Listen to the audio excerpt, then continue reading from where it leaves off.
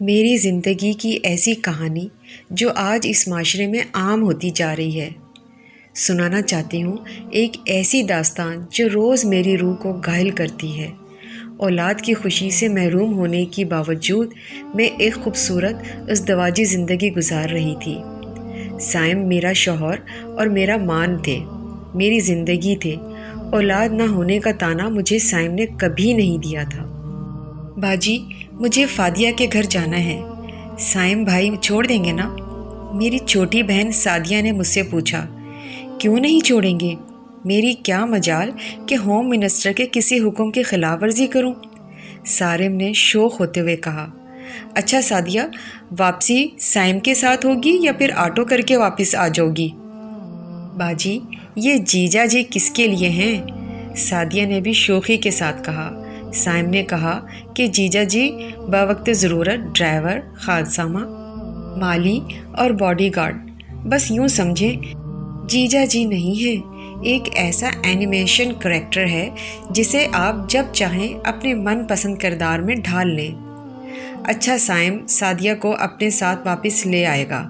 مجھ سے امی نے ایک دو دفعہ کہا بھی کہ سعدیہ کو سائم کے ساتھ مت بھیجا کرو، یہ مناسب نہیں ہے، مگر میں نے امی کو یہ کہہ کر خاموش کرا دیا کہ امی، سائم بہت مضبوط کردار کے مالک ہیں اور ہماری سعدیہ بھی ماشاءاللہ سمجھدار ہے۔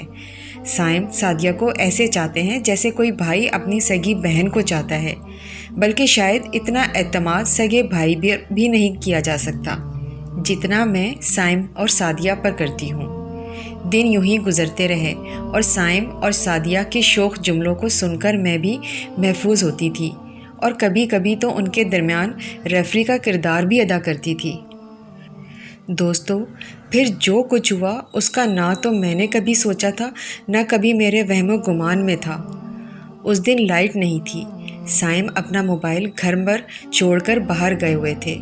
میں نے وقت پاس کرنے کے لیے وہ موبائل اٹھا لیا اور گانے سننے کے لیے آڈیو لگائی تو ایک عجیب سی آڈیو تھی۔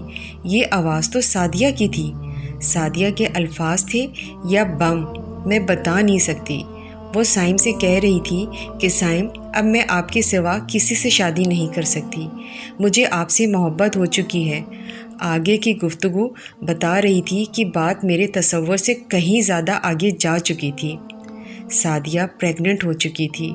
واٹس ایپ پر دیکھا تو ساری چیٹ ڈیلیٹ تھی۔ یہ آڈیو شاید موبائل کی گیلری میں ڈیلیٹ کرنا سائم بھول گیا تھا۔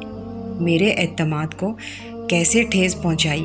سائم جب گھر میں داخل ہوا تو میں نے یہ آڈیو اس کے سامنے رکھ دی۔ سائم نے صاف لفظوں میں مجھ سے کہا، اچھا ہوا تمہیں پتہ چل گیا، میں بھی کوئی مناسب موقع دیکھ کر تمہیں بتانے والا تھا۔ دیکھو، میں اور سعدیہ ایک دوسرے کو چاہتے ہیں، ایک دوسرے سے پیار کرتے ہیں۔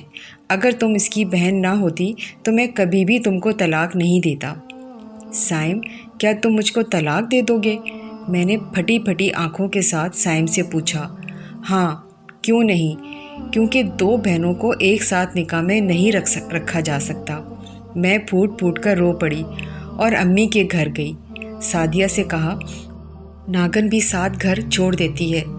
تو کیسی ناگن ہے؟ تو نے اپنی ہی بہن کی خوشیوں کو ہی ڈس لیا، تو نے میرے ہی سہاگ پر ڈاکہ ڈال دیا۔ باجی، جو دل چاہے کہو، یہ آنسو کچھ دن میں خشک ہو جائیں گے۔ میں اور سائم کوشش کریں گے کہ آپ کی اچھی جگہ شادی ہو جائے۔ بکواس بند کرو، تم اور سائم دونوں ہی گندے ہو، نام مت لینا میرا۔ سب کچھ تو میرا لٹ چکا تھا، اب مجھے تنہا اسی آگ میں جلنا تھا۔ طلاق کے کاغذات مجھ تک پہنچ چکے تھے۔ سعدیہ اور سائم نے باقاعدہ کورٹ میرج کر لی۔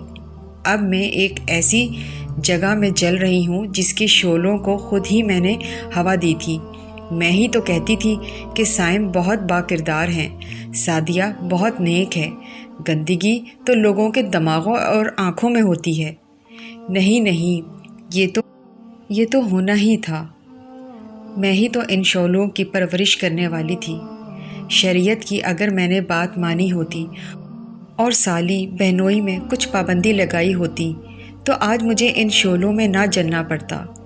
شیطان اور نفس دونوں کو موقع دینا ہی سنگین غلطی ہے۔ آپ سے صرف اتنا کہنا ہے کہ میری اس کہانی کو آپ لکھ دیجئے، سنا دیجئے، تاکہ آئندہ اور کوئی نادیہ ان شعلوں میں نہ جلے۔ یہ شعلے کہیں کسی پھپھی بھتیجی کو نہ جلا دیں تو کہیں خالہ اور بھانجی کو۔ آپ ان سب کو شعلوں میں جلنے سے بچا لیجئے۔ بتا دیجئے انہیں یہ شعلے جو انہیں جلاتے ہیں ان کی پرورش بھی ہم خود ہی کرتی ہیں، روشن خیالی کی آڑ میں، ماڈرنزم کی خمار میں۔ اسلام ہی میں نجات ہے، اسلام میں ہی سکون اور راحت ہے۔ آئیے نازیہ کی اس سچی کہانی کو دوسروں تک پہنچائیں، کیا پتہ کوئی اور نازیہ ان کے ان شعلوں میں جلنے سے بچ جائے۔